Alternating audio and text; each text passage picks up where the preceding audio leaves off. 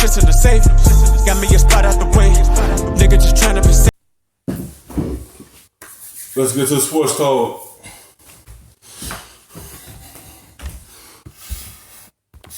For a long time, not just because of the highlight dunks, but because of his game. He can ball, and he's got a well-rounded game.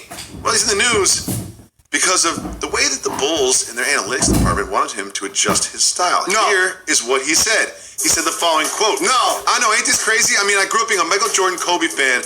I know that some of the greatest scorers in NBA history were mid-range, mid-post guys. It's sad to see it be pushed to the side. I think it takes away a little bit of the skillfulness, and it takes away some of the weaponry. But I'll tell you this. There's still guys in the NBA, and I think I'm one of them, that can still get it done. Jalen Rose. I watched a lot of Jalen Rose basketball in my day. You could hit threes. You could finish around the hoop.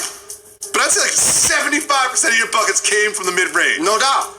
What do you think of the analytics department asking Zach Lavine to adjust his game? Just let me cook on this. Yeah. Go ahead. Okay. Analytics destroy baseball.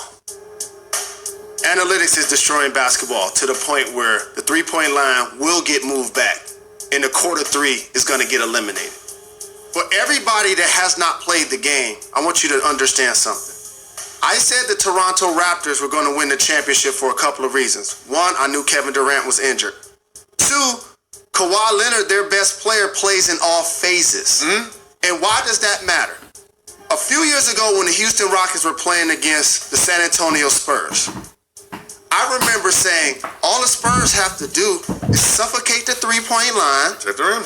have Tim Duncan rim protect, because they're not playing mid-range. So the numbers say one thing, but guess what?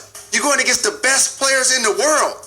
And if I know where you're going to be, the percentage of your play is going to be lessened because I'm going to be there to contest it. You got to use the entire floor. And if I'm up on you at the three, you got to also play in rhythm, okay? So if you pump faking at the three line and you take one or two dribbles and that 18-footer's there, you got to knock it down. Well, there's this too. Like, let's just take a look at some of Zach Lavine's numbers when he, talks about his abilities in the mid-range. This is shooting by location. In the paint, you see, shoots over 50%. That's good. Mid-range, shoots less. That looks like less than 40%, or right around 40%. And three-pointer, again, pretty efficient, over, around 40%. So you can see by those numbers why the numbers alone would tell you to adjust your game, but the numbers alone shouldn't dictate your strategy on the basketball court. Because we talk about this. Regular season, you're not scouted that much. People show up. Playoff basketball, if I know your tendencies, if playoff basketball, if I'm playing you game 1, game 2, game 3, game 4, game 5, and you only score from 2 plays. It's like, they probably just tell him to adjust his game and work on his mid-range. But he's a good basketball player. He'll figure it out. He's still young himself. Like, he'll work on that mid-range and get better at it. Like, he's okay from the mid-range. Three-point line, he's do good out there. And, he could dunk. He's slam dunk champion. Like, and the Liz want him to change his game, but not too much. He don't really need to change it. He gonna fix the things. Like, but at the same time, why we want him to change his game? Because he can't really do mid-range like that. Like, he still put up the numbers without even doing the mid-range. They don't want anybody to change their game. That's why the analytics just be talking just to be talking. Like, don't tell nobody to change their game. And if you don't know what you're talking about or what's going on, Zach Lavine, he'll figure that out. He's still young, and ain't like he's 29, 30. He's still around like 24, 25. Like, he still got time to make a lot of adjustments himself. Not because the analytics want him to change. Like, he's still a dominant player. It's just like they probably feel like if he changes his game, the Bulls could be a better team. That's how I feel like what they coming off of. But like, he'll figure it out. Like, he need to do a little better when it comes to mid-range. But the three-point line, He's good out there. Dunking the basketball, he's good at that. It's just like, if the Bulls when they get to the playoffs, teams will probably try to run him off the line and try to force him to shoot mid-range. They ain't gonna really do too much in the regular season like that for real. But they gonna scout more. They'll scout more for if the Bulls get to the playoffs, they gonna try to make him shoot the mid-range. Like that's what he don't really do at. That's what he really weak at. It's the mid-range game.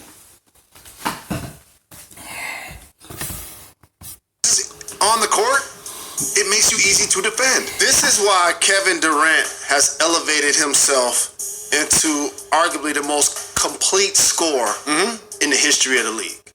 Because 40 plus from three, kill you from the elbows, kill you from the boxes, can still finish at the hoop, can make his free throws. That's what makes you a terrific offensive player, being well-rounded, not just shooting threes and layups. I know that's Houston's style of play, and James Harden has become unique at that aspect, but that's one player. Just because James Harden can do it, and Steph Curry can do it too. He can finish. He's one of the best finishers, underrated finisher, and he shoots great threes. But just because these players can do it doesn't mean every player should do it. Look at Zach Lavine's build. Look at his build. He's going to be covered by shooting guards who are going to be smaller than him. Do you know what that sounds like? An opportunity to score in the mid-range. That's what it sounds like to me. Put somebody on your hip, turn either way. You know what I would challenge the Bulls coaching staff to do? Instead of saying, hey, this is what you scored in the mid-range, it's inefficient, I would say, what can we as a coaching staff do? Raise his efficiency in the mid-range. What plays can we run? Where can we get him about better opportunities so he becomes more efficient in the mid-range instead of trying to limit those number of mid-range shots? Absolutely. And I talked about this, I think it was in the New York Times, how the idea of analytics, while it supports so many things within the game, it should be a tool, not the toolbox. Yes. In this case, they're doing it in reverse. And as a young player, now just think about what's going to happen now. He's going to be conscious of that while he's playing. Instead of being free and playing with the rhythm, when somebody can test him at the three, he's going to be like Melo was when he tried to play with Houston. And I told y'all that was going to be a disaster when he did the pump fake and he made it two. He looked over at the bench and he was forced to apologize. You want to know what my favorite part of this story is, Jalen? Of course, Kevin Durant got involved on Twitter. Kevin Durant. It's like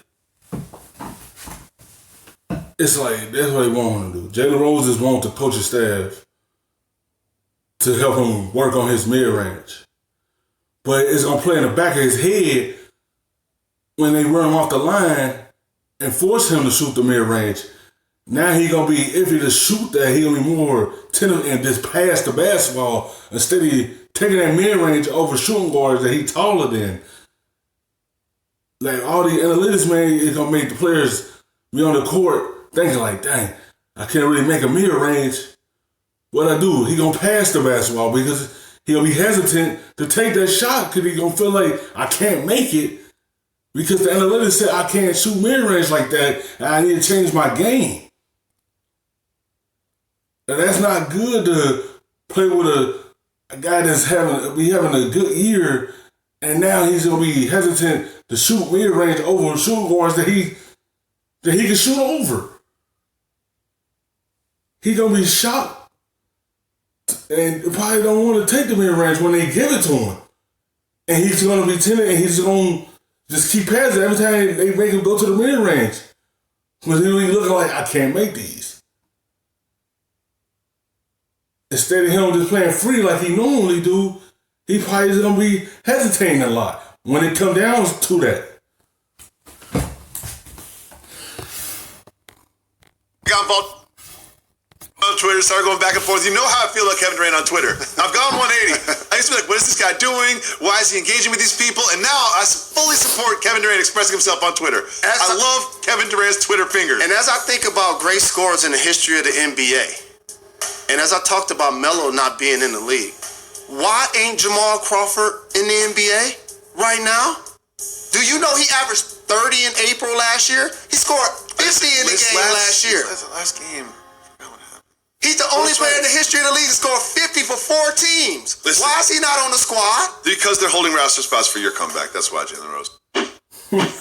Thanks so much for watching ESPN on YouTube. For more sports analysis and highlights, download the ESPN